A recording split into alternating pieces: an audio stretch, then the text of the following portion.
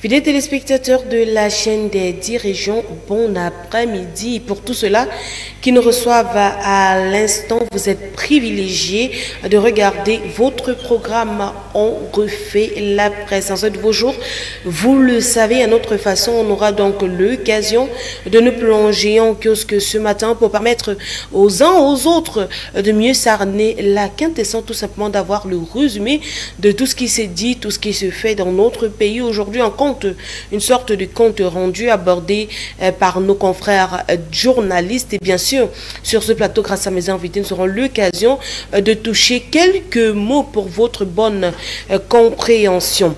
12 avril 2023, 12 avril 2024, exactement un an que la couverture santé universelle a officiellement été lancée en sa phase 1. C'était du côté de Mondjo à l'Est, Cameroun, par le ministre de la Santé, le docteur Manaouda Malachi, on va dire un courage qui a donc finalement pris corps après des insistances et bien sûr l'ordonnance donnée par le président de la République, son Excellence Paul Biya. C'était en 2017 lors de son adresse à la nation où il disait déjà qu'il a donné des instructions fermes pour que donc on puisse peaufiner justement la couverture santé universelle. Et finalement, cette couverture santé universelle a été implémentée. On a vu les quelques résultats, on a vu déjà plusieurs témoignages des personnes qui bénéficient d'ores et déjà de cette couverture santé universelle. Et donc, nous allons faire une sorte de bilan avec mes invités un an après. Qu'est-ce qu'on peut dire de cette couverture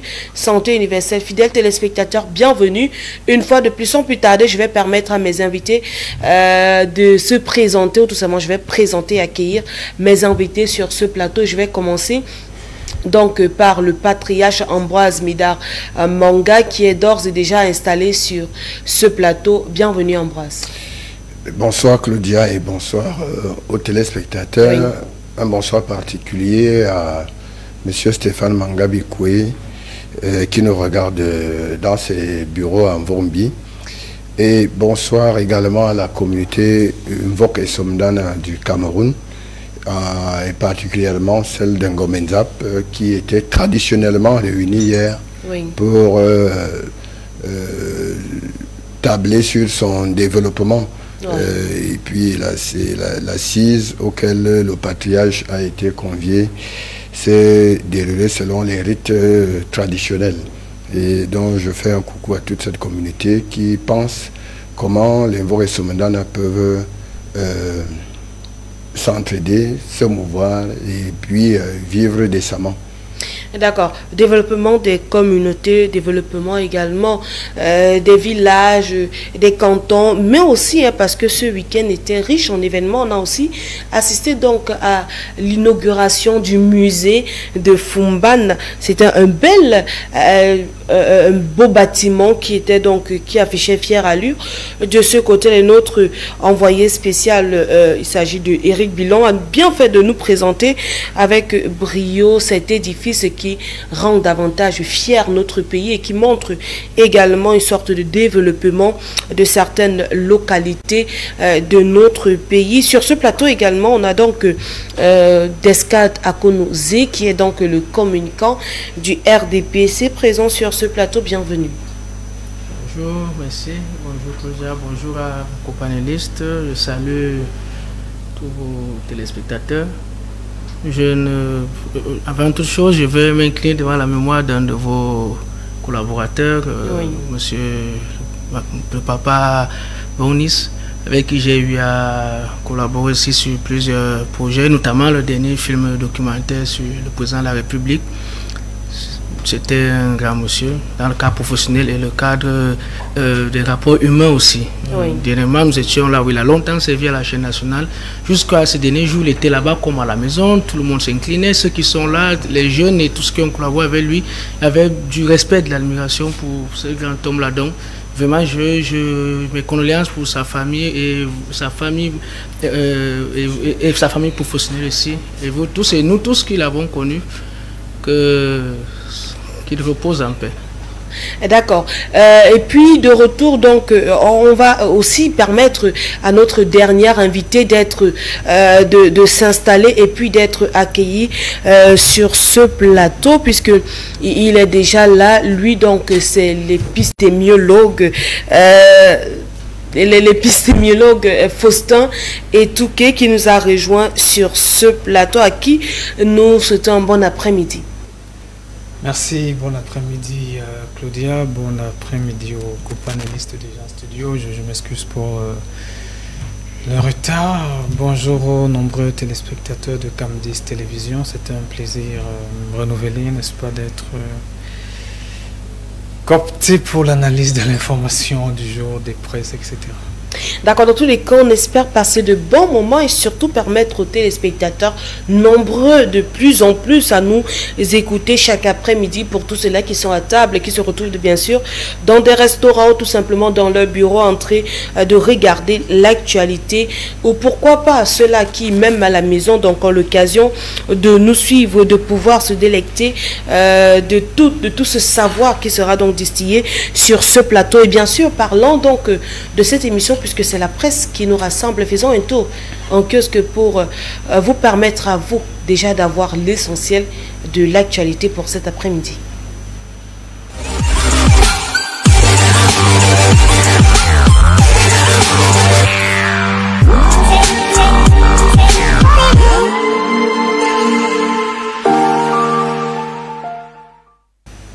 Et bien de retour, fidèles téléspectateurs, sur ce plateau, nous entrons en kiosque immédiatement pour parler de la présidentielle 2020, ça avec le journal Le Messager de Fespius Diawé. Le journal nous parle de l'appel de Boumniebel. C'est donc en marge de son 76e anniversaire, le 10 avril, que l'UPC appelle le peuple à se mobiliser derrière le chef de l'État pour lui assurer une énième victoire à la magistrature suprême. Le journal a bien fait de capter cette actualité et nous en parle longuement en page 3. Cameroun Tribune nous parle de l'Afrique centrale et de la BAD qui déploie donc ses ailes. Le journal nous dit donc que le bureau régional inauguré vendredi dernier à Yaoundé par le premier ministre chef du gouvernement Joseph John Gouté au nom du chef de l'État va permettre à la banque, à partir donc de ce jour, de mieux coordonner ses activités et suivre de près le portefeuille des projets qu'elle finance dans les 7 pays qu'elle couvre. Le journal nous en parle longuement de la page 2 à la page 3, mais l'information ne se limite pas à Cameroun Tribune. Conjoncture économique en kiosque ce matin, on parle une fois de plus Cameroun Banque Afrique de développement, coopération renforcée. Pour le journal, c'est donc au cours de l'inauguration du siège du bureau régional Afrique centrale de la Banque africaine de développement le vendredi 12 avril 2024 à Yaoundé, présidé par Joseph John Gouté, premier ministre accompagné du maire de Marie-Laure Hakim Aloukbadé, vice-président du groupe de la BAD chargé du développement régional, de l'intégration de la prestation de services. Une convention de 130 milliards de francs CFA a été signée pour le financement d'un projet d'aménagement de production du secteur privé dans l'extrême nord, ainsi qu'un don de 30 milliards de francs CFA. Tout ce qu'il y a donc lieu de savoir, c'est en page 8. Quotidien, l'économie nous parle également de la banque. Les groupes occidentaux quittent le marché, nous informe le journal et l'économie en kiosque ce matin.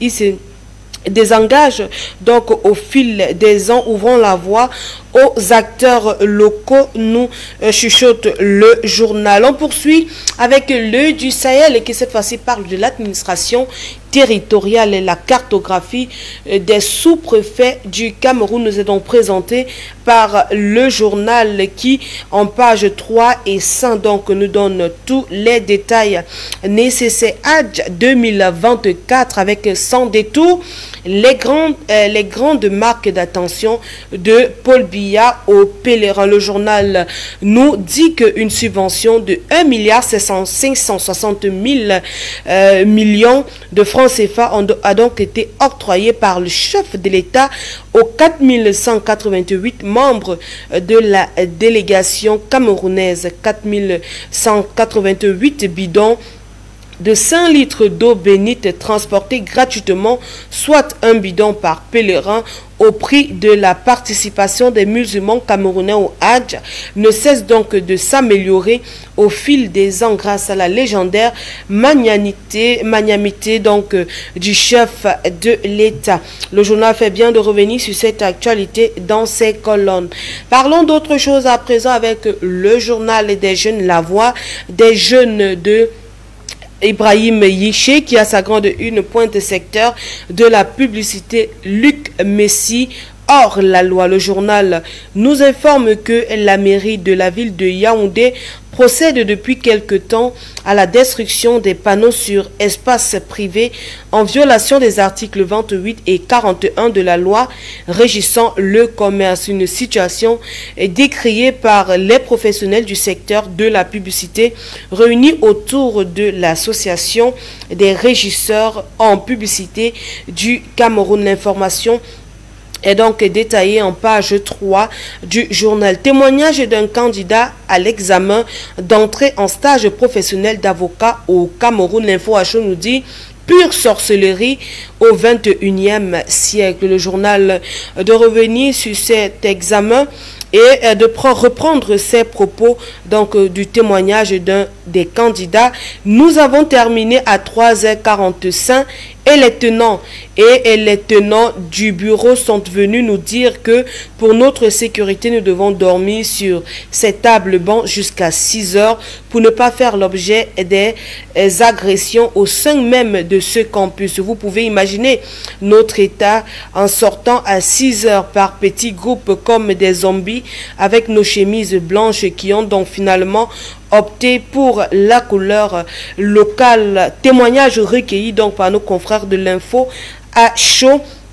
Et cette information chaude qui nous vient donc de l'examen d'aptitude aux avocats qui s'est donc tenu vendredi dernier. On poursuit avec le billet hebdomadaire L'équation de Richard Bondol qui nous parle de la réalisation du projet C2D. Le maire de la ville satisfait des travaux de Marois, nous informe le journal pour nous dire que la coopération franco-camerounaise à travers le projet C2D est aujourd'hui grandement saluée par donc les autorités locales, dont le maire de la ville de Marois, le docteur Sali Bobani, et toutes les populations de la localité. La vision du chef de l'État, son Excellence Paul Biya, pour le développement de leur collectivité, les fréquentes descentes du ministre Ketia Cortés pour s'assurer du suivi harmonieux des travaux permet aussi aux visiteurs de s'enquérir des réalisations passées, présentes et futures dans la ville de la région grâce au C2D, nous informe le journal. Parlons santé cette fois-ci avec le quotidien L'éco-santé qui à sa grande une nous renvoie à la couverture santé universelle. Plus de 2 487 853 personnes enrôlées en un an, nous dit le journal. C'est depuis le lancement de la couverture santé universelle au Cameroun phase 1 le 12 avril 2023. Plus de 3 177 914 personnes pré-enrôlées, plus de 2 millions enrôlés et plus de 528 822 enfants consultés gratuitement. Plus de 364 324 enfants de 0 à 5 ans traités gratuitement du paludisme simple et grave. Plus de 346 395 femmes enceintes ont été consultées, ont eu des consultations prénatales jusqu'à l'accouchement en déboursant uniquement 6 000 francs. Plus de 14 016 accouchements déjà réalisés, plus de 1246 personnes sous dialyse ont donc reçu leur séance. Voilà quelques chiffres qui nous sont proposés par le quotidien Éco-Santé en kiosque ce matin pour faire une sorte de bilan de cette couverture santé universelle rendue à cette période. Parlons d'autre chose à présent, c'est avec le jour d'Aman Mana qui pointe donc sur ce DP. Aman Mana, ce livre, le journal nous fait savoir que ce directeur de publication s'exprime, mais j'aime l'odeur de l'encre au petit matin. Note de lecture de j'aime l'odeur de l'encre au petit matin sur le papier.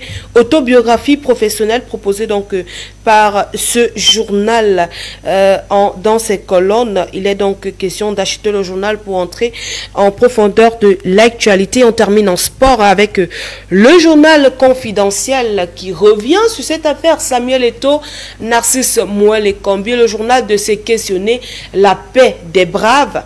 Le journal nous informe également qu'opposé sur les choix de l'encadrement des sélections nationales de football, les deux personnalités pourraient donc définitivement taire leur divergence. Le ministre des Sports et de l'Éducation physique et le président de la Fédération camerounaise de football pourraient se rencontrer autour du premier ministre chef du gouvernement camerounais cette semaine, selon dans les informations dignes de foi. Quelle sera la nature de la collaboration entre la Fédération camerounaise de football et ses ennemis du passé? Questionnement que nous pose le journal avec des esquisses de réponse dans ses colonnes. Merci. Voilà, ainsi va la République ce jour. Allez en kiosque tout simplement sur les plateformes numériques pour vous informer. Mais avec 400 francs, vous avez votre journal et vous contribuez à la survie de la presse au Cameroun.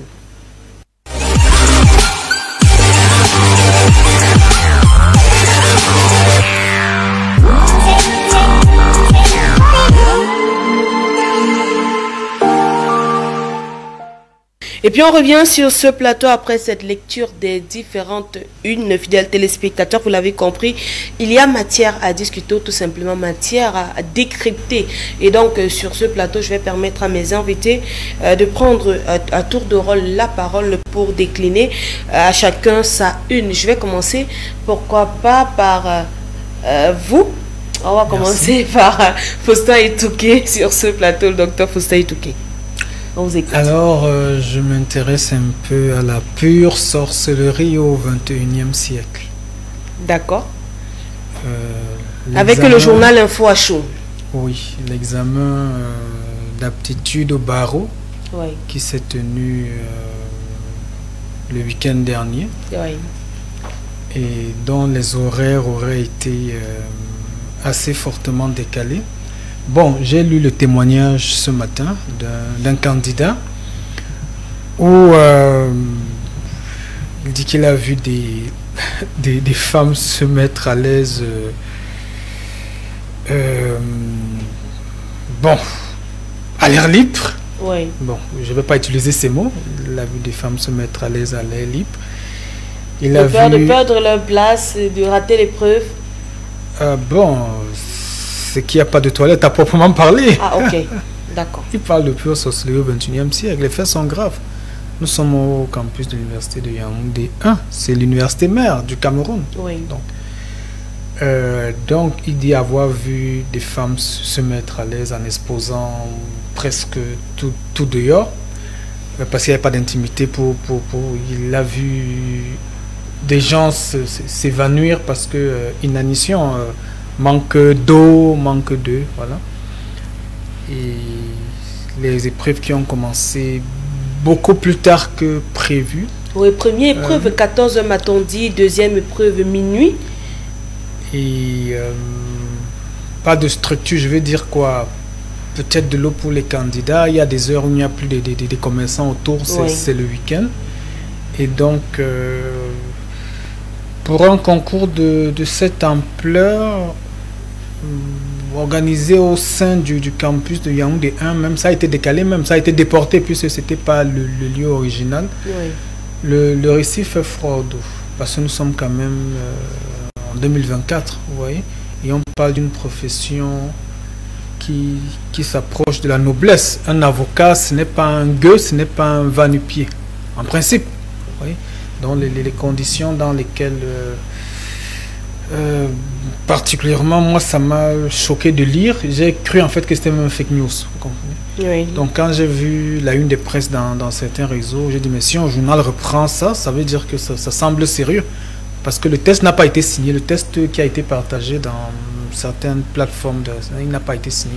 Voir un journal reprendre ça, je dis hey, mais c'est grave là.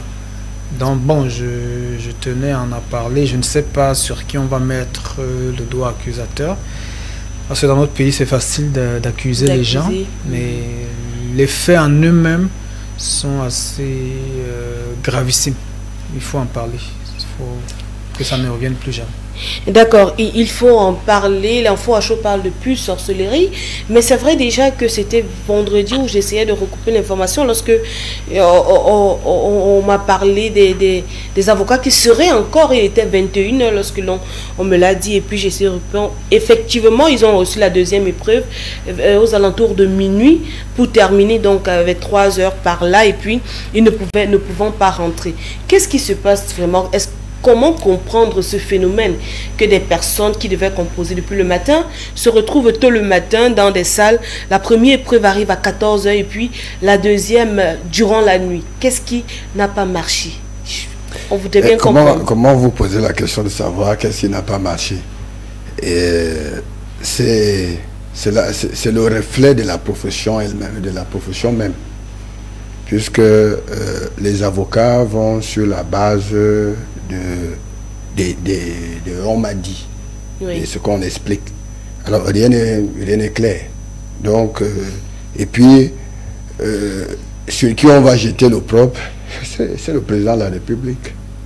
C'est lui. Le premier responsable des échecs, c'est Paul Biya. Quand ça ne va pas, c'est lui. C'est lui que la population a donné prérogative pour gérer les affaires de la nation avec droiture. Bon, si on a des erreurs, il n'y a plus autre personne qu'on peut indexer. Il n'y a que le président Paul Biya qui est responsable de ce qui arrive de mauvais ou de bien dans cette république.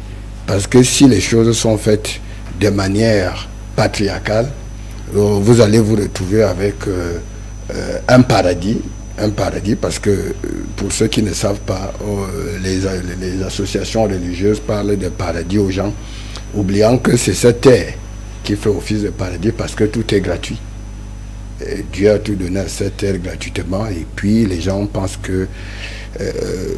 je disais à mon père, il a 83 ans, lorsque les églises sont arrivées ici, surtout celles catholiques, on leur parlait de Jérusalem. Et à la télévision, à la maison, je lui montrais que voilà, dans Jérusalem, qu'on vous faisait croire que c'était dans l'extrême au ciel. On parle de la Jérusalem nouvelle. Oui, non, je dis, c'est ce qu'on leur faisait croire. Donc, la profession des avocats, c'est une profession qui est dans le noir.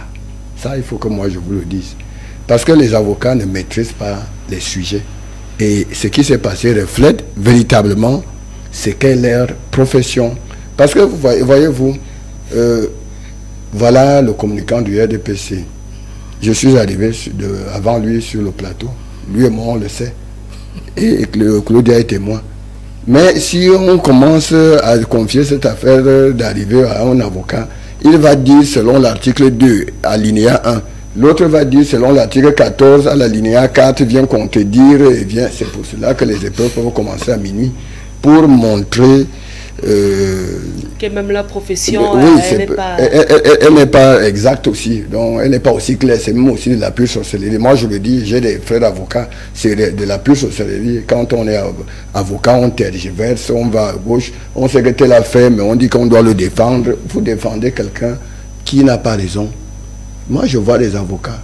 Quelqu'un n'a pas raison, on dit qu'il faut le défendre. Comment? D'accord. Est-ce que, on va prendre votre avis, Deska Takonos, est-ce que c'est le reflet de leur profession, comme le dit Ambroise Mida Manga? Est-ce que c'est le manque d'organisation? Selon vous, qu'est-ce qui n'a pas marché? Non, je vais d'abord restituer tout le respect, et toute l'admiration et la reconnaissance même que nous avons envers tous les avocats qui travaillent jour et nuit pour que la justice soit respectée. Même pour ceux qui sont coupables et ceux qui ne le sont pas, ils sont au service de la justice. un État, pour fonctionner, toute communauté, même si elle ne construit pas un État, a besoin des agents de justice pour qu'il y ait une meilleure collaboration entre les personnes. Donc, vraiment, je renvoie mes respects. Il ne faut pas que ce plateau soit celui qui...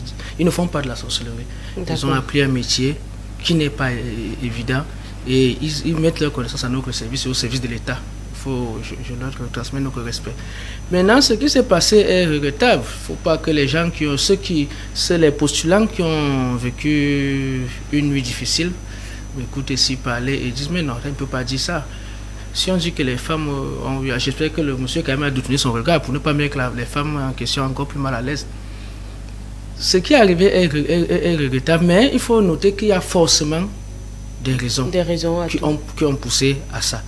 Parce que ce n'est pas le premier concours au barreau. Ce n'est pas le premier concours, donc ce n'est pas toujours comme ça que ça se passe. Vous voyez, si c'était une habitude, c'était habituel, on allait dire, mais pourquoi c'est toujours à minuit? Mais c'est le premier concours 10 ans après, et on sait tout ce qui a gravité autour de l'organisation de ce concours et ses murmures. Oui, bon, moi je ne sais pas, je n'ai pas le même niveau d'information que vous, donc moi je ne suis pas au courant de ce qui se murmure. Ce que je sais, c'est que sur tous les concours, le ministère et l'université font leur possible pour que ça se passe bien. Ce n'est pas le seul concours. Si il y a 10 ans, celui du barreau a été organisé, mais je crois que chaque année, pratiquement même plusieurs concours par année sont organisés dans cette même université et avec le même ministère. Mais il y a forcément eu des difficultés et je pense que, bon, je n'ai pas l'information réelle. Si nous avions le communicant de l'université, il aurait nous aurait donné des éléments. Mais on peut quand même émettre des hypothèses. Moi, je me dis qu'après la première épreuve, il y a certainement eu des difficultés et c'était difficile de faire composer aujourd'hui et de faire rentrer les gens. J'essaie de réfléchir, on essaie de réfléchir ensemble. Et je pense que la solution qui réduit les fraudes, qui peut déconcentrer les postulants, ils ont dû prendre une décision. Je crois que dans ce cas, la décision on aurait pu dire aux gens de rentrer et revenir le lendemain. Oui. On ne sait pas s'il y a certains qui sont déplacés d'une ville à une autre pour ça. On ne sait pas si beaucoup ont prévu voyager le grand matin. On ne sait pas si certains ont besoin d'avoir la concentration la même journée pour finir la composition. La décision a été donc prise, celle de faire composer les gens le même jour. Oui. Et quand ça commence à minuit, on ne va pas dire parce que ça a commencé à minuit, on va réduire une épreuve de 4 heures, on vous fait la composer en 1h30. Là, on réduit aussi vos chances de réussite parce qu'il faut bien analyser une épreuve de 4 heures, il faut 4 heures pour ça. C'est pour ça donc on se retrouve donc à 16 heures là. Là, voilà comment les choses peuvent s'être passées. Maintenant, ce qu'on regrette, c'est les dispositions. Donc, quand on se retrouve en situation d'urgence, en prenant la décision peut être bonne. Maintenant, l'encadrement autour. Et quand c'est comme ça, on sait bien que les gens n'ont pas prévu passer la nuit là. Il faut peut-être de l'eau, il faut de l'alimentation, ou alors même prévoir même des couvertures et autres. Peut-être c'est ça qui n'a pas été totalement fait. Sinon, le concours lui-même, c'est-à-dire les gens ont composé. En fait, les gens sont partis, ils ont composé. Les épreuves seront corrigées, il y aura délibération et il y aura les résultats. Et comme au moins, ce qui est là, ils ont tous composé dans les mêmes conditions.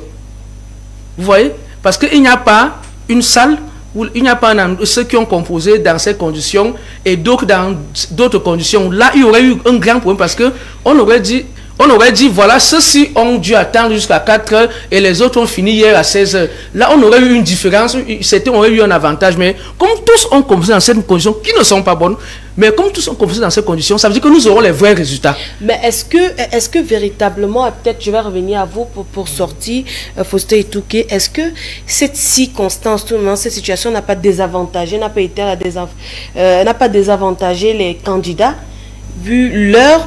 Et même aussi le fait que je m'imagine qu'à une telle heure, et d'ailleurs les candidats sont un peu abandonnés à eux-mêmes, et puis on peut donc facilement se retrouver avec des fraudes et des choses qui ne sont toujours pas bien. Est-ce que le rendu sera donc positif pour ces avocats alors que c'est un métier noble et libéral dans notre pays?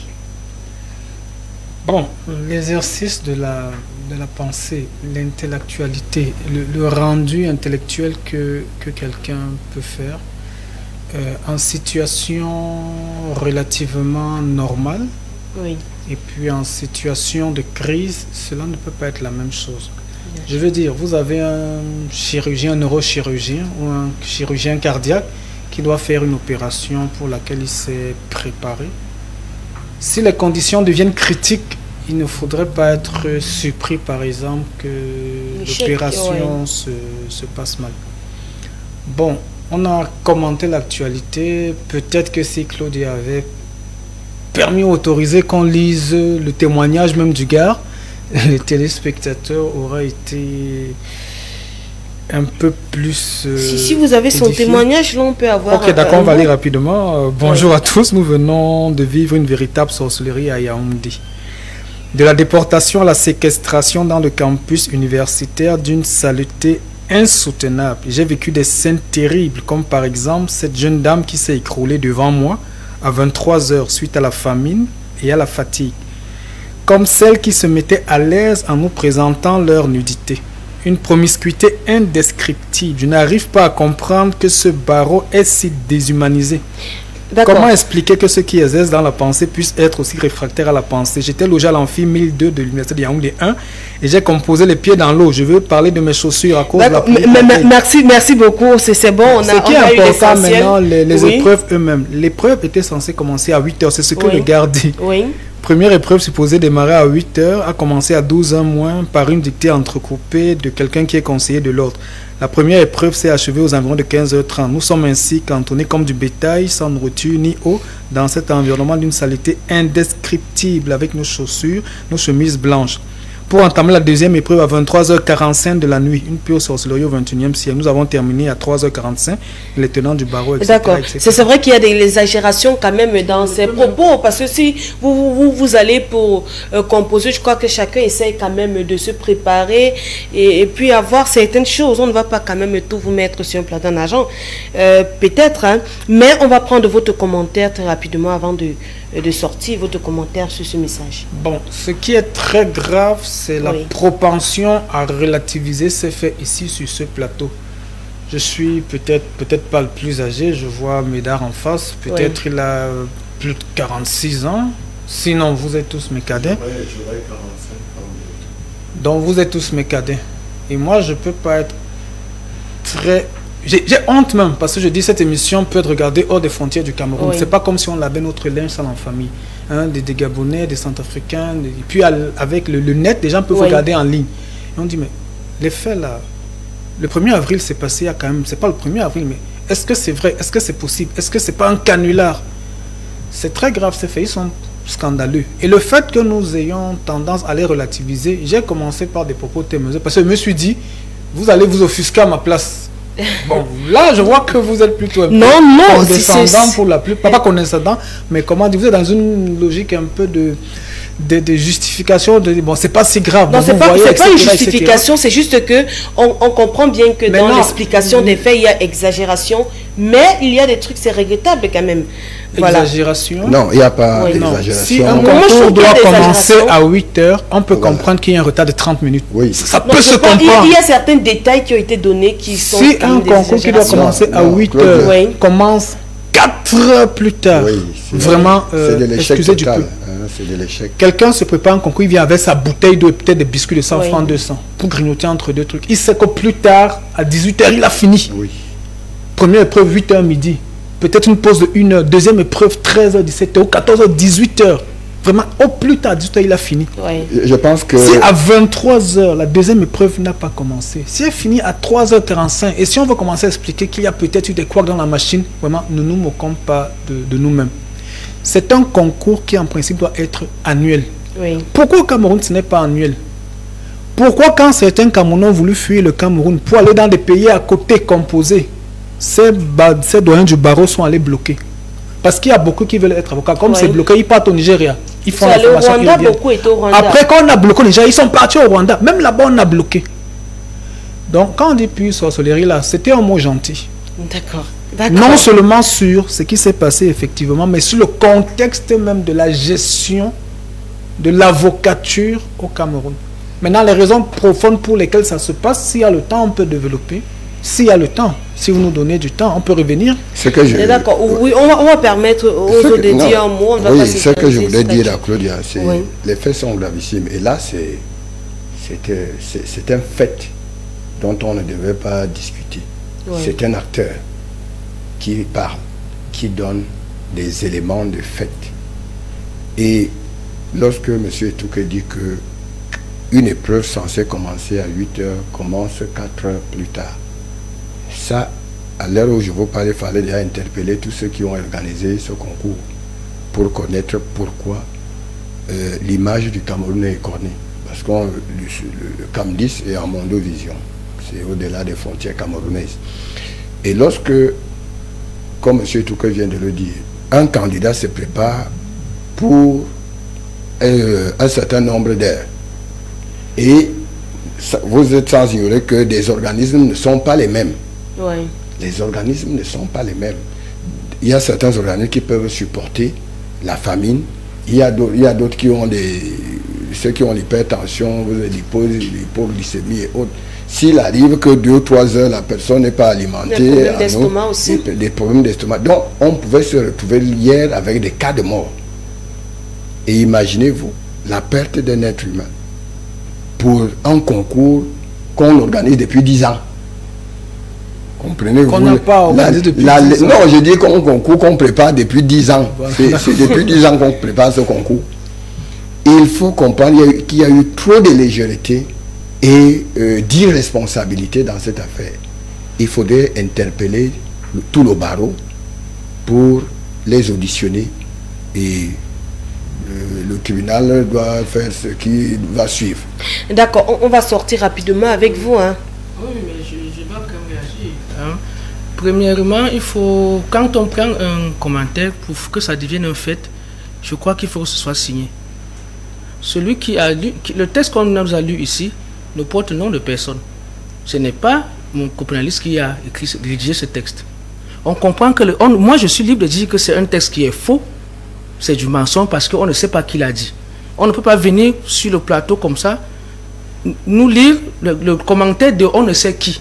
Tout le monde peut rester, je peux m'asseoir ici, écrire n'importe quoi, dire que tout s'est bien passé aussi, que c'est faux. Il faut que je dise, c'est à cause des cadres qui disent ceci. Celui-là, est-ce qu'il était dans la salle? Il était dans la salle qui donne son nom, son matricule, il a composé, il était là, ou alors s'il était un surveillant qui dit qui il est.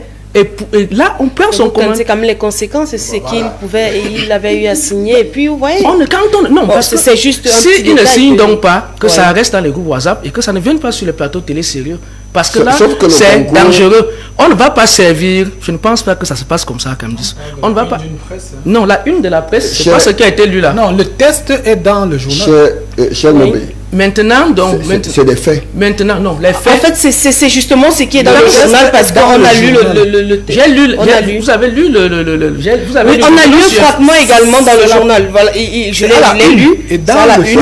C'est à la une. Mais là, est-ce que vous confirmez que ce texte c'est le même que j'ai lu. Est-ce que le monsieur... Non. On va prendre votre avis, on va sortir parce que c'est le test qui a été donné par le journal. Parce que j'ai lu une partie là tout à l'heure. C'est le même texte. Ce n'est pas le même texte qui a été lu par vous. D'accord. Donc, ce texte, comme il n'est pas signé, on ne le considère pas. Maintenant, il faut dire une chose. Ce qui s'est passé n'est pas bien. Personne n'a dit que c'est bien. C'est regrettable. Mais il ne faut pas faire comme si, sur ce plateau, vous savez comment ça s'est passé et pourquoi. Le Cameroun organise les concours tout le temps. Et les concours se passent bien. Maintenant, si un concours a eu ce que nous regrettons, nous n'allons pas ici faire comme si vous savez pourquoi. Je suis sûr qu'il y a des circonstances qui n'ont pas été favorables, qui ont poussé à cela. Les concernés, les personnes qui ont organisé le concours peuvent mieux nous dire. Mais ne faites pas déjà le procès d'intention comme si les gens, quand ils seront interpellés, c'est pour répondre. Voilà. Mais ne dites pas justement ce qui a été dit. Non, mes copains font comme si eux, ils savaient déjà ce qui a amené à ça. C'est ça, c'est pas vrai. vous nous ignorez, comme moi, ce qui s'est passé. Alors, attendons d'avoir l'information sur ce qui a passé. Mais merci, on a regretté simplement les faits et on a relaté ce qui a été repris en cœur donc par le journal. Il était justement, chacun a donné son avis. Mais davantage, on sera attentif pour écouter peut-être les explications si donc il y a communication sur ce qui s'est véritablement passé. On va sortir de cette actualité pour aborder une autre avec vous, Ambroise Médard Manga. Le messager. Oui. Le messager de ce matin qui parle de l'appel de Boumniebel. L'appel de Boumniebel, c'est... Je ne sais pas comment qualifier, c'est cirque. Le cirque qui s'est déroulé à Boumniebel. Une insulte à la mémoire de Oumnobe. Je ne peux pas imaginer que ce monsieur étant en vie puisse un jour faire allier son parti à un autre parti pour supporter un candidat. Oumnobe était nationaliste et vous savez ce que c'est que le nationalisme. Maintenant, l'UPC est devenu un comptoir, une boutique où d'aucuns trouvent leur compte. C'est pas ça l'idéologie de l'UPC. Je vois le militant du parti, de celui qu'on a appelé, de l'homme qu'on a appelé à soutenir. Son Excellence Paul Biya. Non, je dis de celui, je n'ai pas dit celui. Ils ont appelé que c'est quelqu'un. Avant d'être Excellence, on est quelqu'un. Donc, quand l'UPC pas faire ça, ce n'est pas aimer le Cameroun, véritablement. Je vous rassure, il faudrait que les gens prennent leurs responsabilités. Un parti comme celui-là est un patrimoine de l'État du Cameroun, l'UPC. Et ce que je vois l'administration faire au sein de l'UPC, c'est pour cela que je dis, quand nous, s'il arrive qu'on prenne la présidence de la République, on ferme toutes les églises. Les églises ont quoi voir avec les UPC. Pourquoi cet acharnement sur les églises finalement? Parce que c'est là-bas que commence le banditisme. D'accord, mais... Je voudrais vous dire, non, je me permettez, c'est très sérieux. Mais est-ce que ces personnes qui ont décidé donc de porter leur soutien au pouvoir en place, c'est parce qu'ils étaient dans des églises? Oui, c'est parce qu'ils sont chrétiens dans la majorité. Et le christianisme, je vous explique des choses. Je vous explique des choses. Moi, je suis patriarche. Je viens ici vous dire, il y a des choses que vous ne maîtrisez pas dans l'environnement. L'environnement dans lequel nous vivons. Je ne viens pas sur ce plateau faire le folklore. Je ne viens pas plaire aux gens. Je viens vous dire ce qui se passe dans la nature. Quand vous pouvez, des gens lucides vont se rassembler étant dans un parti noble aussi comme l'UPC pour dire qu'ils demandent à Paul Biya de se représenter. Est-ce que vous voyez le sérieux dans ça?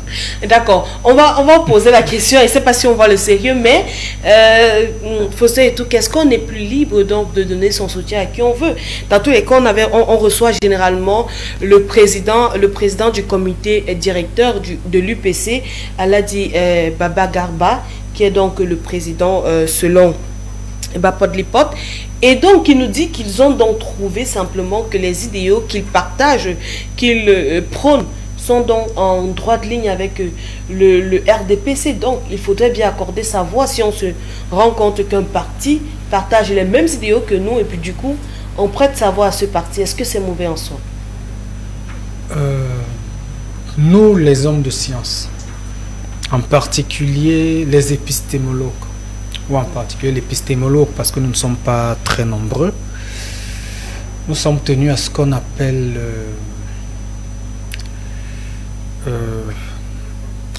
la neutralité axiologique, c'est-à-dire que nous sommes tenus d'éviter de porter des jugements de valeur sur des faits, oui, sur des positions, sur des opinions.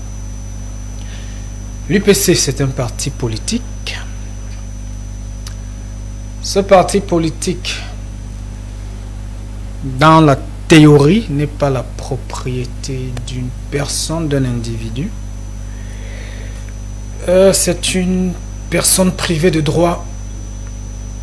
C'est une personne morale de droit privé.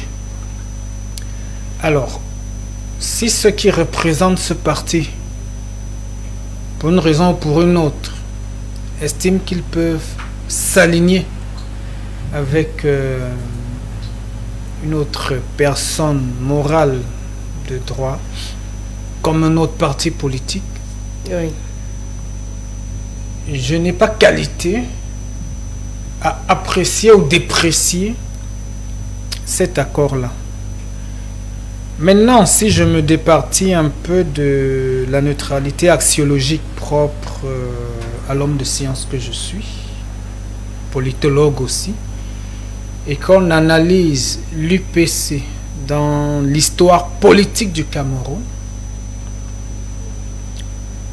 si on analyse ce qui est né après l'UPC, notamment l'UNC, qui plus tard devient RDPC, par une alchimie difficilement explicable, si on voit le retour au multipartisme forcé, parce qu'à la fin de la guerre froide, le président français dit au chef d'État africain, les gars, on n'a pas le choix, il faut remettre le multipartisme.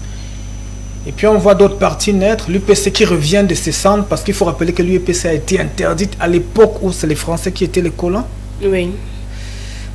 On peut être un peu surpris si une vingtaine, trentaine d'années plus tard, cet UPC qui est en fait, on peut dire, le premier parti politique d'opposition, parce que l'UPC s'est farouchement opposé au parti colonial, et on les a traités comme des opposants.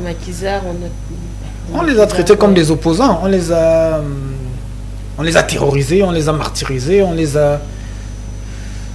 a martinez-ogoisés. Martinez n'était même pas encore né, mais je veux dire, ce qu'on a fait au plus virulent de l'UPC, c'était pas bobo. Mais vous savez, les guéguerres politiques, c'est pas des bisounours. On ne se fait pas de cadeaux. En fait, l'UPC aurait été aux affaires, ils auraient peut-être fait pareil. Déjà même, l'UPC traitait ses propres dissidents de manière pas très gentille. Donc l'arène politique, il faut savoir que c'est un peu comme les histoires de la Bible. C'est pas une histoire de petits saints, vous comprenez? Alors, cette UPC-là, 1948 par là, on vient en 2024, donc 70-80 ans plus tard. Comment cette UPC fait pour se rallier à ceux qui représentent la continuité de ces anciens bourreaux? Bon, on peut dire que l'histoire est dynamique, l'homme est divers et ondoyant. On avait les Français et les Allemands se faire la guerre. Aujourd'hui, ils font la paix, ils font même l'amour, semble-t-il. Donc, est-ce qu'aussi au niveau du Cameroun, ça s'observe? Est-ce que ça peut véritablement donner lieu à une analyse sans passion? Il faudrait beaucoup plus de temps pour développer sur cette activité. Mais dans une politique de relative neutralité axiologique, vraiment, je dirais historiquement, bon, l'UPC, c'est le premier parti contestataire. L'UPC n'était pas très propre lui-même. Beaucoup l'ont encensé aujourd'hui. Mais le jour où on ouvrira les archives de ce pays, bon, quand tous les acteurs seront morts et enterrés depuis longtemps, vraiment, il n'y avait pas beaucoup de saints là-dedans. Et même les revendications qui ont été formulées sous prétendument nationalistes, est-ce qu'elles étaient vraiment... Quand on ouvrira les archives, les gens vont se gratter la tête. Donc, c'est une histoire où je dis, bon, si les contemporains d'aujourd'hui disent que, bon, il faut faire copain avec le RDPC, bon, tant qu'on peut éviter la conflagration au Cameroun, bon, vraiment... Je dis, bon, pas de souci. Pourquoi pas? D'accord, on va prendre votre avis sur cette actualité. Aujourd'hui, l'UPC qui accorde donc du soutien au RDPC. C'est vrai que ça ne date pas d'aujourd'hui, on le voit. Et on le savait depuis, mais ils ont encore renouvelé dans cet attachement, cet engagement à soutenir la candidature du président de la République. Quel est votre commentaire?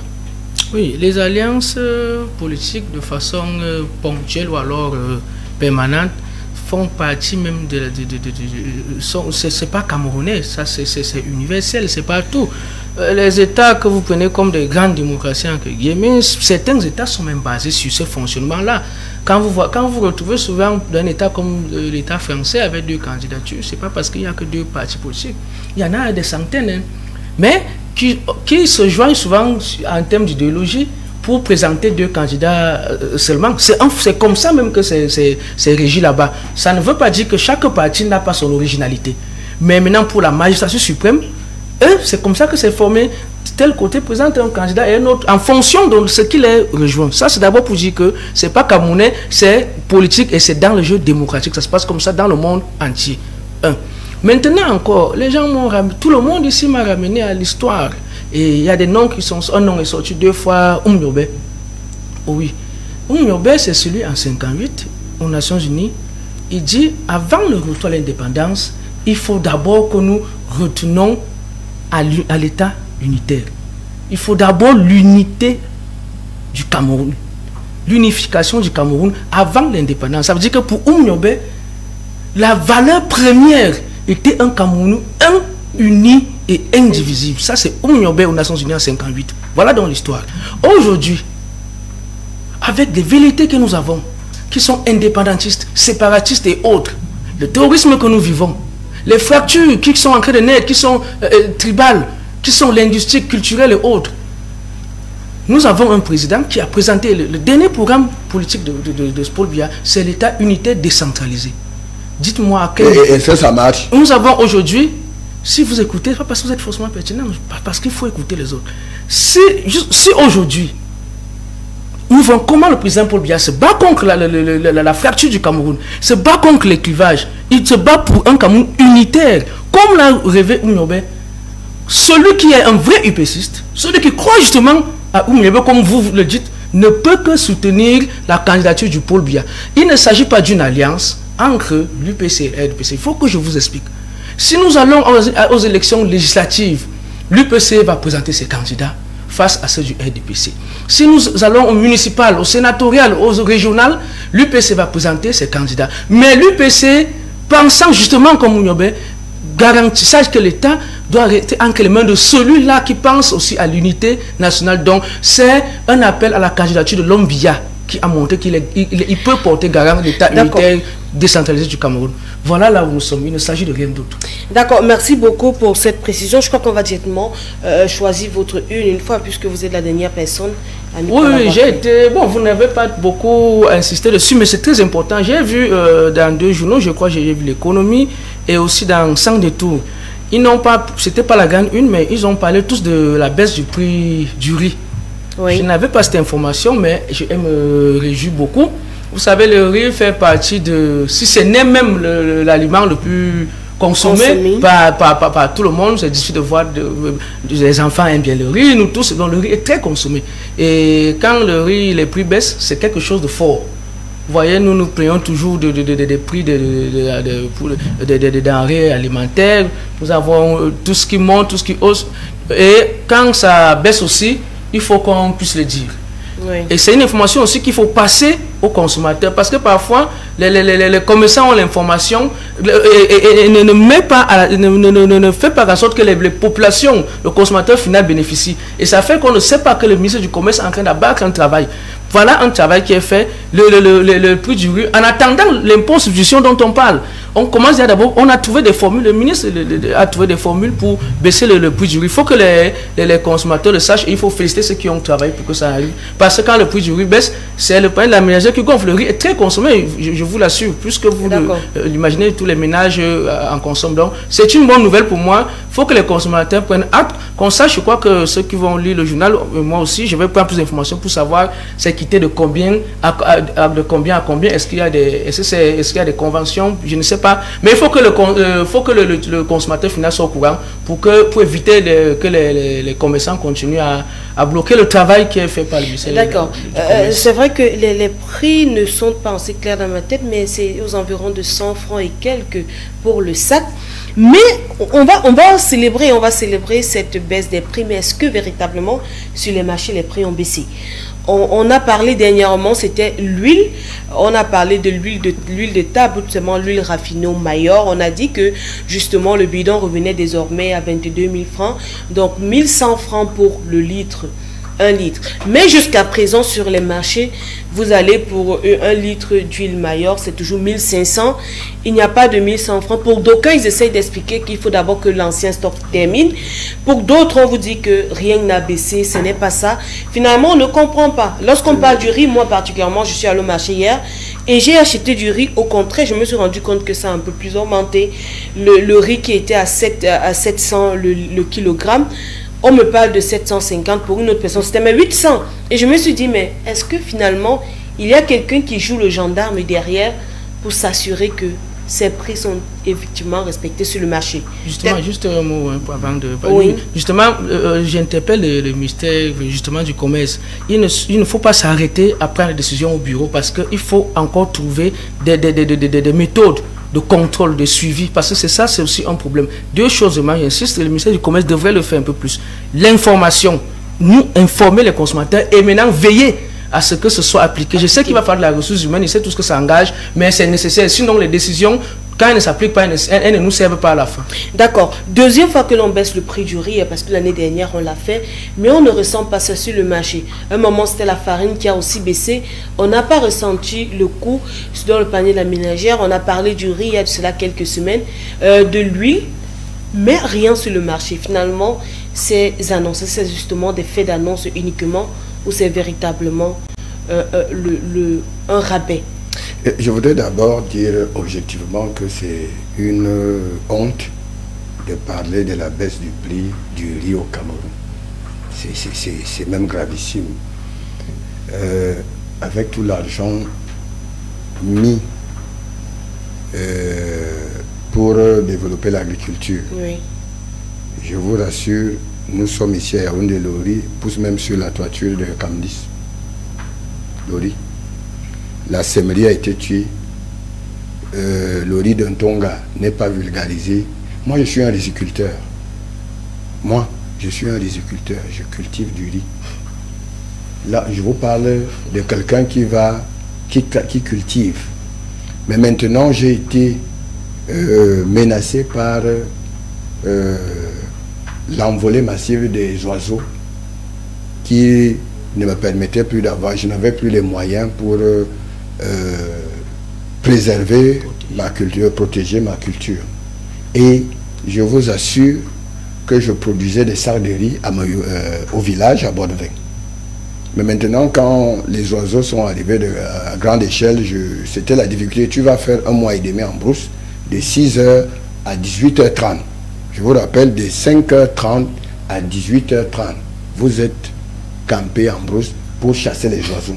C'est les mécanismes que le gouvernement devrait apporter, donc des mécanismes pour que nos rizicultures soient protégées.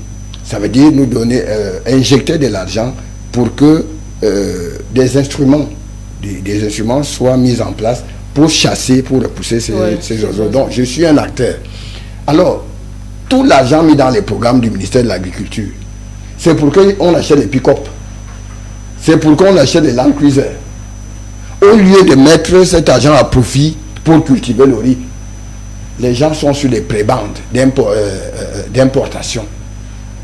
Quand je vois Mbagatangana, il organise ce qui se passe au Hilton là. Il dit que lutte contre la vie chère. Ça dit qu'il ne faut pas prendre les Camerounais comme des fous. Quand vous partez acheter un sac de riz au boulevard à 25 000, 50 kilos, comment faire pour transporter ce sac de riz pour un colombien? Vous savez combien ça vous prend dans le taxi? Il faut louer un taxi. Il faut 2500. Pour arriver, le 2500, le dépôt, ça doit être 3000. Oui. Le dépôt, vous portez votre sac de riz et le bidon d'huile dont vous parlez. Qu'on est allé, le marché périodique, pas périodique, campagne, là, c'est au boulevard. Vous voyez qu'on s'amuse avec la vie des Camerounais. Si le ministère, moi je dis, le ministère dit qu'il lutte contre la vie chère, on devrait voir la baisse du prix du riz à Ekounou. C'est que Claude a dit. À l'heure actuelle où on vous parle, le riz coûte 30 000. Ça de 50 kilos. C'est 30 000. Justement, le ministère doit veiller à ce que ce soit... Il doit veiller, est-ce qu'ils sont là pour ça? On peut faire des propositions. Non, c'est que je voudrais dire que le renouveau a échoué.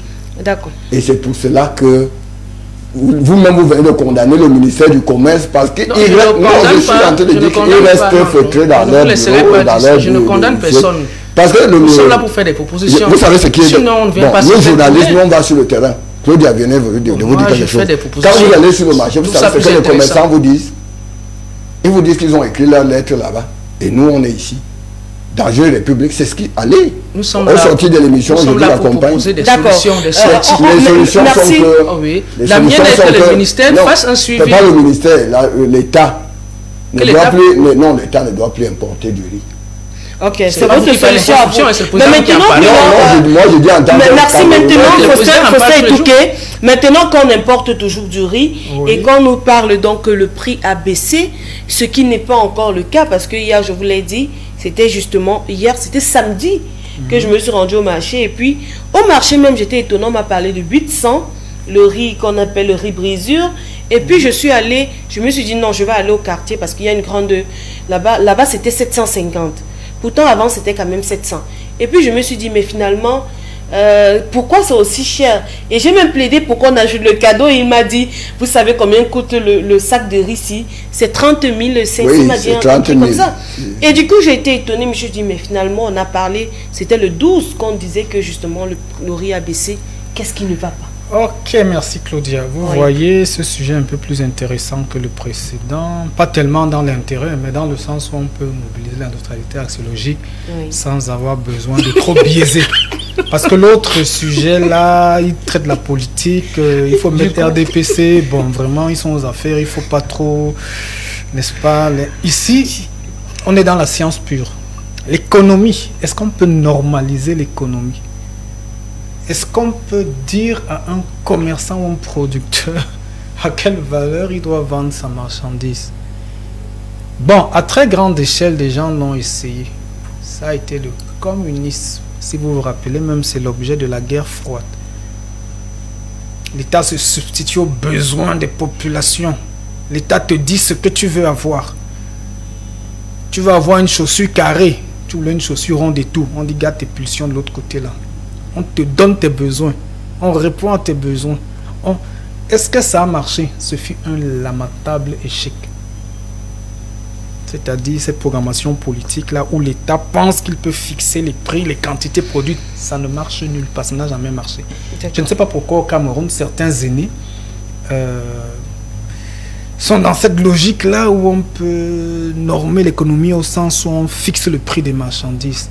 C'est un peu de l'esbrouf. Oui. Donc, ce qui est en train d'être fait avec des campagnes ostentatoires où on dit le prix de tel a baissé ou le prix de tel va baisser, etc. Nous sommes à l'époque du libéralisme. Voilà. Il me semble d'ailleurs que le président avait écrit un ouvrage, là, le libéralisme communautaire. Dedans, il y avait un pan économique. Ce qu'il faut faire, la mission du ministère du Commerce. Bon, je crois que la principale mission du ministère des Commerces a trait à la mercuriale des prix que le grand public ne connaît pas. Mais le jeu de l'économie, c'est-à-dire j'ai produit mon plantain loin là-bas dans les montagnes du Mungo, la plaine d'Embo. Si on me dit, si tu arrives à Yaoundé avec, tu vas vendre ton plantain à 2000, je dis non, attendez les gars. Le transport même, c'est peut-être 1000 francs. Les coûts de production, c'est peut-être 1500. Moi, mon bénéfice, c'est combien? Si je vends à 2000, j'ai déjà perdu 500. Mon bénéfice, il y a des choses qui ne tiennent pas la route. Quand on vous dit, on va imposer le prix de vente. Si c'est parce qu'on subventionne derrière, d'accord. Mais si on subventionne, ça doit être subventionné depuis à l'achat. Or, nous sommes dans un pays où je suis un peu embarrassé. Médard l'a dit. Je ne sais pas d'où sort le riz au Cameroun. Avant que les Allemands arrivent là, est-ce qu'on mangeait le riz? Je ne sais pas. Si c'est le cas, tant mieux. Ça veut dire qu'on connaît l'industrie endogène du riz. Manger le macabo, le manioc, le taro, le foufou, donc le watafoufou. Il y a des choses qu'on savait manger. C'est devenu comment qu'en 2024, les gens vous parlent de riz, le riz. Et ce n'est pas cultivé au Cameroun. Et même il semblerait, là je vais jouer au dubitatif, qu'on aurait créé des sociétés avec l'argent de mes impôts pour vulgariser la culture du riz. Vraiment, je fais comme si je ne sais pas. En fait, je ne sais même pas. Et d'accord. Où est la sèmerie? Il semble qu'elle n'existe pas. Ça ne marche pas en fait. On ne cultive pas, mais je ne comprends pas. Donc, c'est un peu comme une vaste blague, vous comprenez, de parler du riz et puis des coûts de riz qui auraient baissé. On nous a demandé de consommer camerounais. Et je crois qu'il faudrait véritablement qu'on consomme camerounais. Il n'y a pas d'économie qui soit possible si elle n'est pas fondamentalement adossée d'abord sur des choses produites de manière endogène. Si le riz pousse au Cameroun, produisons le riz. S'il y a des financements, mettons-les sur la culture du riz. S'il faut acheter du riz dehors et dire qu'on va peut-être, quand le fasse officiellement, on dit bon, le riz est subventionné ou alors on prélève moins de taxes ou alors on abaisse les barrières douanières, que ce soit fait en haut lieu et que le commerçant n'ait plus le prétexte dans n'importe quel village de dire mais quand il dit ça là-bas, moi j'ai acheté ici, etc. Et le gars aura raison. D'accord, merci beaucoup. Finalement, on va sortir de ces différentes actualités pour aller en conflit. C'est vrai, il y a matière à discuter. Il y a peut-être d'autres questions qui peuvent intervenir dans le cadre de ces différentes actualités, mais on va s'arrêter pour le moment pour vous faire plaisir, fidèles téléspectateurs, parce que l'heure d'entrer en conflit est largement dépassée. Alors, on prend juste une respiration et on revient pour aborder la thématique centrale.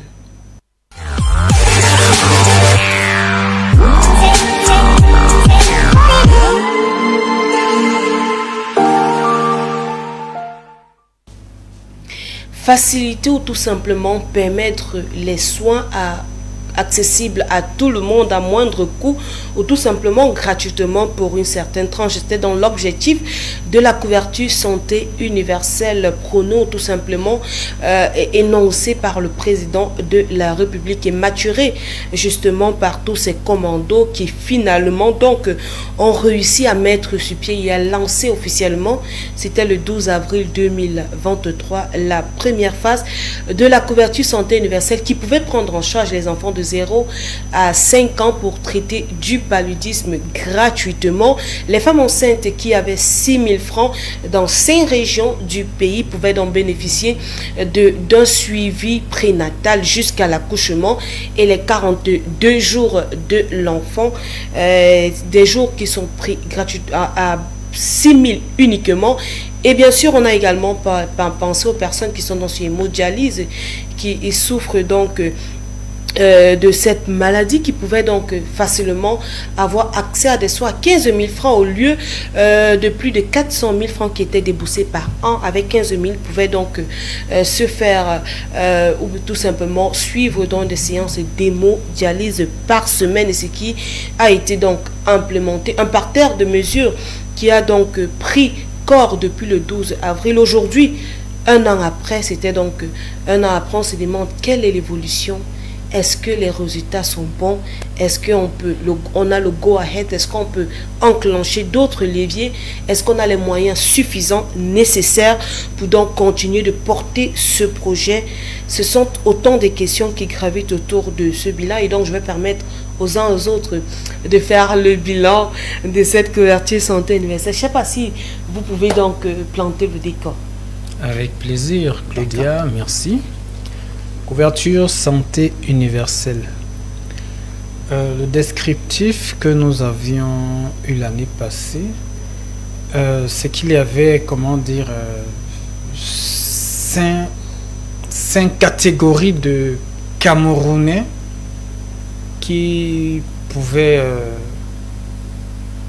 s'enrôler dans ce processus. Oui. Il y a le pré-enrôlement et il y a l'enrôlement aussi. Oui. 5 catégories de Camerounais. Et dans les 5 catégories, il y a une catégorie qui est payante à 6 000 francs. Donc oui, c'est comme une sorte de police d'assurance. Il y a une autre qui est payante également à 15 000 francs annuels. Voilà. Et la contrepartie serait que vous êtes enrôlé et vous payez ce qu'il y a à payer annuellement. Maintenant, si l'occurrence, n'est-ce pas, de la maladie, c'est pourquoi vous avez souscrit, bon, l'État n'utilise pas assurance, c'est couverture santé universelle. Oui. Donc, si vous avez souscrit, bon, si l'occasion arrive, si vous êtes pris en charge gratuitement, étant donné que vous avez déjà payé votre quote-part. Donc, si jamais vous tombez pas malade, bon, peut-être tant mieux pour l'État, mais s'il arrive que vous avez besoin de faire l'objet d'un suivi médical, vous êtes pris en charge gratuitement derrière votre couverture. Donc l'idée de couverture, elle est très bonne. L'idée, le mécanisme en lui-même il est appréciable si on reste dans les frontières du Cameroun. Oui. Bon, si on compare un peu à ce qui se fait ailleurs, c'est là où le discours risque de devenir très très critique. Mais il n'y avait pas ça au Cameroun avant. Et donc, pour les femmes enceintes et les bébés qui vont naître 42 jours après la naissance du bébé, parce que vous avez souscrit à une sorte de police d'assurance à 6 000, Oui. vous êtes couvert. C'est tout bénef. Si sur le terrain, ça se passe effectivement comme Oui, ça. ça se passe dans 5 régions. Voilà. Donc, dans 5 régions du Cameroun. Et cette année, le nord et le sud-ouest doivent intégrer. Concrètement, une dame qui sait qu'elle va faire son bébé, elle s'enrôle, Oui. elle paye 6 000 et puis elle est couverte. Bon, j'ai 3 enfants. Je sais ce que chaque grossesse m'a coûté. C'est beaucoup plus que 6 000 francs. Des premiers examens prénataux à l'accouchement à proprement parler. Ma dernière fille est née par césarienne.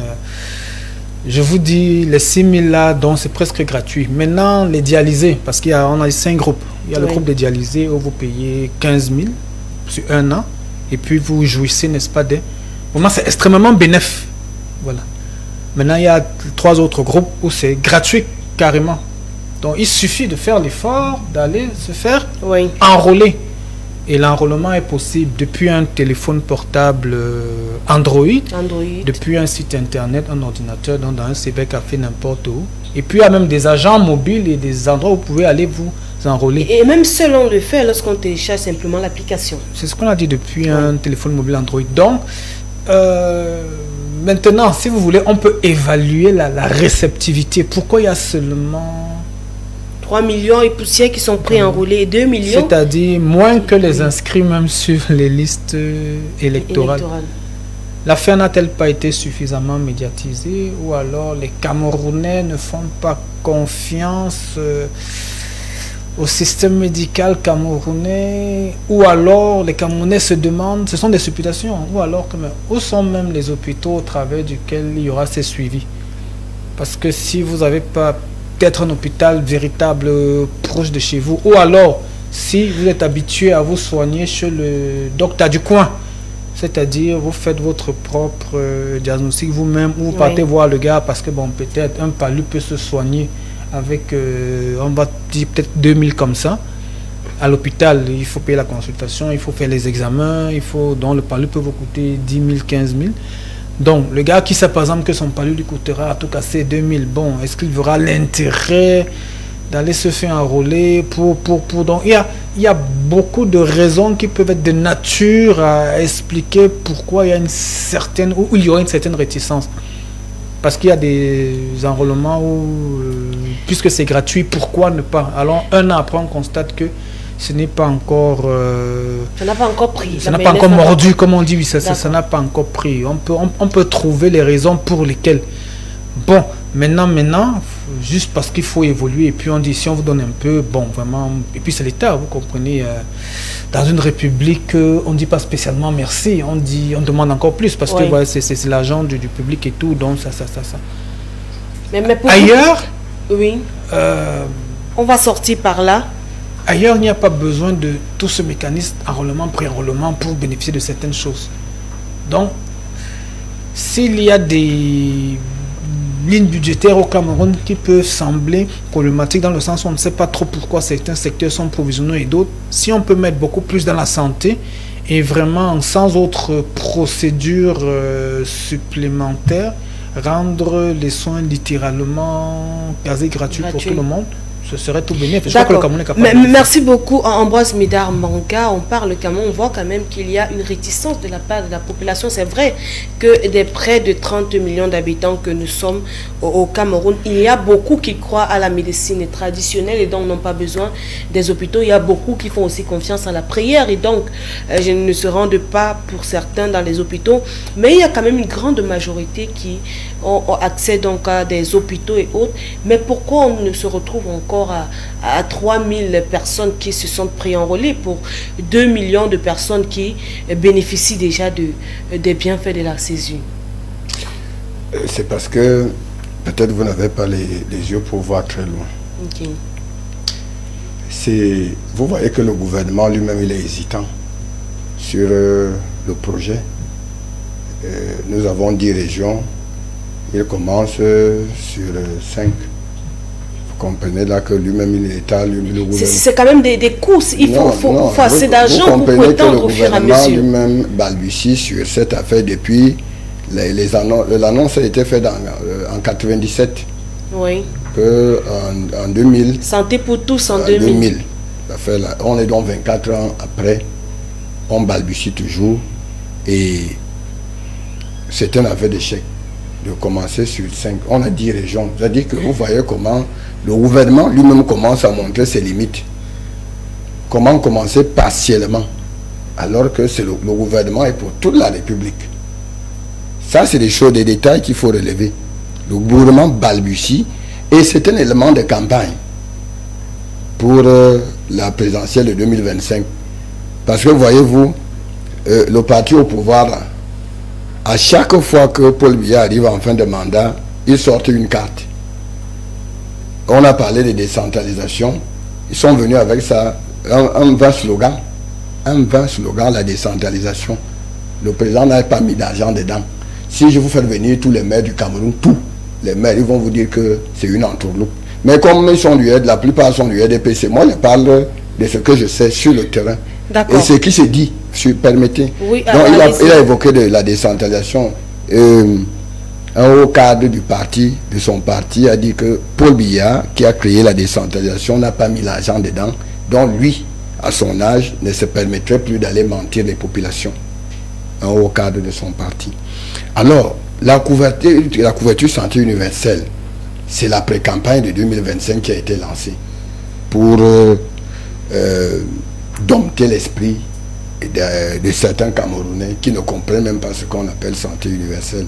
Et puis, je vous ai dit, je vous le dis souvent sur ce plateau, avec la politique de gestion de l'État depuis 1982 jusqu'à l'heure où je vous parle, la population camerounaise a compris que dans la plupart des projets, c'était des leurs. Et il n'y a plus besoin à faire confiance à un projet.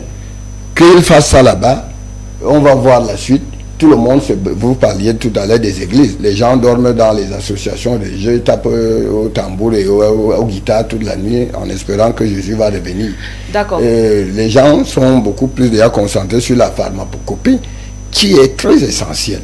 Oui. Parce que dans le patriarcat, nous allons vous dire que nous promouvons cette pharmacopée. Maintenant, comment s'enrôler? Les gens s'en foutent.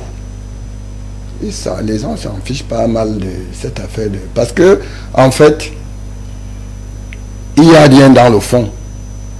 Puisque c'est un élément de campagne pour 2025. D'accord. Mais est-ce que, même si c'est un élément de campagne pour 2025, que des gens peuvent profiter, est-ce que ne pas profiter de ce moment alors et puis, si on peut se soigner à moindre coût, puisqu'il y a des témoignages des personnes qui en ont bénéficié, est-ce que ce n'est pas tout bénéf pour la population camerounaise, même si c'est un élément de campagne? Oui, mais bien sûr, je crois que le concept a été très bien expliqué par mon compagnoniste, qui, je précise bien, il vous a dit qu'il parle ici sur neutralité. Donc, je crois que le monsieur, il a pris la peine de bien expliquer à ceux qui peut-être ne comprenaient pas ce que c'est le truc. Je vais dire à mon aîné, le patriarche, vous n'êtes pas porte-parole du peuple, des populations, pour venir dire ici les gens s'en foutent. Non. Ils ne vous ont pas mandaté pour venir le dire qu'ils s'en foutent. Personne ne s'en fout de sa santé. Les Camerounais sont très sérieux. Les Camerounais ne peuvent pas s'en foutre de ce qui concerne leur santé. Ça veut dire qu'ils ne sont pas au courant. Il y a donc maintenant, donc, vous savez, quand on implémente, quand on met sur pied un projet, pourquoi ce n'est pas encore, pourquoi commencer par 10 régions et 5 catégories? Pourquoi on va 5 régions, 5 catégories? Soyez-en sûrs, ça va s'étendre dans tout le pays. Et ça va s'étendre sur tous les citoyens.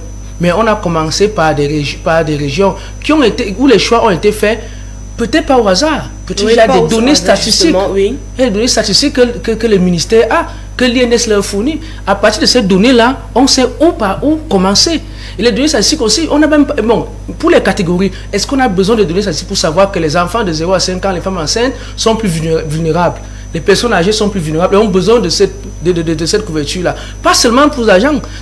Il y a quand une femme enceinte arrive à l'hôpital et vous aussi, il y a des cas de priorité. Donc on commence par ces catégories-là. Ce n'est pas un échec, c'est pas une discrimination, c'est scientifique et c'est comme ça que ça se fonctionne partout dans chaque procédé sérieux. C'est comme ça. Maintenant, il ne faut pas décourager les gens. Vous voyez, je trouve c'est pas bien. Parce que vous savez ce que c'est couverture santé universelle. Vous savez ce que ça signifie. Vous savez très bien que c'est bénéfique. Maintenant, les populations qui peuvent en bénéficier, vous leur dites que c'est la campagne. Ce n'est pas bon. Ce n'est pas bon. Moi, je trouve ça très dangereux et irresponsable. Excusez-moi du thème, mais c'est irresponsable de le faire. Il faut dire aux gens d'aller au moins se renseigner, que chacun ait son avis et surtout son expérience propre à chaque personne. Laissez les gens aller se faire enrôler. Laissez les gens aller après enrôlement et qui ne soient pas traités. Là, chacun va faire son témoignage. Mais ne parlons pas pour eux, ne les décourageons pas. C'est la santé des populations. Et maintenant, pour revenir donc, si vous voulez donc parler du RDPC, vous parlez de campagne, vous croyez mal faire, mais croyez-moi, vous m'aidez. Si nous faisons campagne en soignant les gens, si nous faisons campagne en rendant les soins gratuits, finalement, ça veut dire que nous sommes le parti à élire. D'accord, mais maintenant on va prendre un dernier tour. Est-ce que finalement pour vous c'est une réussite? Est-ce qu'il faudrait davantage travailler peut-être dans un point particulier? Peut-être vous avez observé l'évolution de cette couverture santé universelle aujourd'hui. Qu'est-ce que vous pouvez dire? Quel est le commentaire à coller en 1 minute? Très rapidement, chacun va prendre la parole. On va commencer par Faustin Etouké. Bon, couverture santé universelle. Couverture d'abord, dont il faut protéger. Protéger qui, disons peut-être la population camerounaise. Pourquoi? Pour des problèmes de santé. De santé. On met universel. Qu'est-ce qu'on met derrière universel? Est-ce que c'est toutes les maladies? Je ne sais pas. Dans ce qui est fait actuellement, c'est quelques pathologies, c'est-à-dire très identifiées. Donc, quand vous serez enrôlé, quand vous aurez votre carte CSU, si la pathologie qui permet de jouer gratuitement, de bénéficier gratuitement n'est pas précisée, vous allez payer ce que vous allez payer. Bon, donc, peut-être on va dire, bon, c'est encore la phase pilote projet, on va agrandir le parc, n'est-ce pas, des maladies qui vont, peut-être, c'est ce que je souhaite. Mais puisqu'on sait que c'est puisqu'on sait quand même que c'est un projet qui date de avant 2000, et nous sommes en 2024, donc 25 ans se sont déjà écoulés. À l'échelle d'une vie humaine, 25 ans, ce n'est pas petit. Le temps d'implémentation est tellement long que ça pose quand même problème. Surtout qu'on sait que ceux qui viennent avec cette idée, ils savent qu'en France, en Allemagne, en Grande-Bretagne, ça marche quand même depuis longtemps et le parc des pathologies couvertes est suffisamment grand. Il n'y a pas de mécanisme tellement compliqué pour y accéder. Donc, puisqu'il y a des éléments de comparaison, et puisque ces pays qui nous ont ouvert la route dans le républicanisme, ils existent. C'est-à-dire la France, ce n'est pas un pays étranger au Cameroun. L'Angleterre non plus. L'Allemagne non plus. Pourquoi est-ce que nous, on peut annoncer quand ça marche déjà bien ailleurs pour 2000? En 2000, on ne voit pas. 25 ans après, c'est encore embryonnaire. Si je ne pose pas de questions sans vouloir critiquer, c'est que je ne suis pas un bon citoyen. Ok, on se questionne encore sur l'évolution, mais peut-être il fallait commencer quelque part finalement. Ambroise Meda-Manga, quel est votre mot de fin? Oui, c'est juste que les effets de campagne font en sorte que on croit bien aider les populations. Que non. C'est comme j'ai parlé de la décentralisation. Vous savez, Paul Biya est venu avec un bon concept. Les concepts sont toujours bien. Hein. Couverture santé universelle, décentralisation. Si Paul Biya avait mis les moyens pour la décentralisation, je vous rassure, nous sommes sur ce plateau. 5 ans, le Cameroun est émergent. D'accord. Merci beaucoup. Peut-être il faut mettre encore des moyens pour donc implémenter à grande échelle cette césure. On prend votre mot très rapidement. Oui, moi, je vais essayer d'être utile. Je vais demander aux populations de s'y intéresser.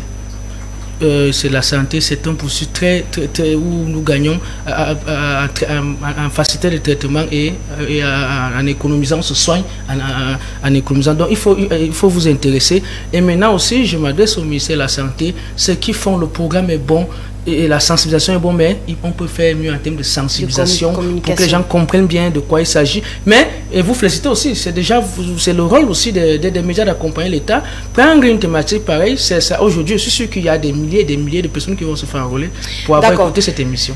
Merci beaucoup, tout le monde a été utile sur ce plateau. Juste une précision, on va donc simplement dire à tous ceux-là qui nous regardent de télécharger l'application CESU, couverture santé universelle, Cameroon Health Coverage sur Play Store, et puis donc de se pré-enrôler, même si on ne fait pas encore partie du panier des personnes qui jouissent donc de cette couverture santé universelle. Là, on va parler de pré-enrôlement, mais pour ces personnes qui jouissent, qui sont dans des régions qui peuvent jouir de cela, ils vont s'enrôler et pourquoi pas vous allez bénéficier. Petit à petit, l'oiseau fait son nid et certainement un jour, on dira que nous sommes en plein dans cette couverture santé universelle et les soins pour tous. Merci d'être passé sur ce plateau. Merci à vous, fidèles téléspectateurs. Allez, on se dit à demain lorsqu'il est 13h sur les antennes de Cam10 Télévision. Surtout, restez connectés parce que les programmes se poursuivent sur La Républicaine. Portez-vous bien et merci à tous.